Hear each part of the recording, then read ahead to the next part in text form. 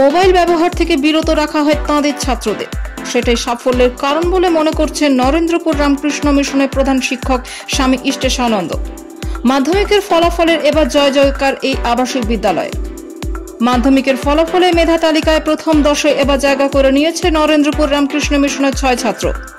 তৃতীয়, ষষ্ঠ, সপ্তম, নবম ও দশম স্থানে রয়েছে মিশনের ছাত্ররা।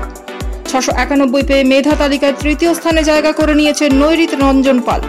688 পেয়ে অলিভ গায়ন ষষ্ঠ স্থান। 687 পেয়ে আলেখ্য মাইতি সপ্তম স্থান দখল করেছে।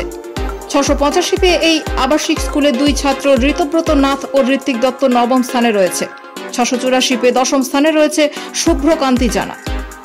এই আবাসিক বিদ্যালয়ের নিয়মানুবর্তিতায় স্কুলের পরীক্ষার্থীদের সাফল্যের অন্যতম কারণ বলে মনে করেন প্রধান শিক্ষক স্বামী ইষ্টেশানন্দ। তিনি বলেন, আমাদের স্কুলের ছাত্রদের মোবাইল ব্যবহার করতে দেওয়া হয় না, সেটাও সাফল্যের অন্যতম কারণ আমার মনে হয়। কারণ মোবাইলে ডুবে থাকলে ছোটদের একাগ্রতা নষ্ট হয়, আরো অনেক দিকে মন চলে যায়। তাই আমরা এই দিকটাই খুব খেয়াল রাখি। এছাড়াও এই আবাসিক বিদ্যালয়ের সবকিছুই সময় মেনে করা হয়। এই নিয়মানুবর্তিতাও ওদের সাফল্যের চাবিকাঠি। সোনারপুরের সারদার বিদ্যাপীঠের 2 পরীক্ষার্থীও এবার মাধ্যমিকের ফলাফলের মেধা তালিকায় জায়গা করে নিয়েছে। 686 পেয়ে অষ্টম স্থানে রয়েছে সন্দীপন মান্না। ঈশান বিশ্বাস 685 নম্বর পেয়ে নবম স্থানে রয়েছে।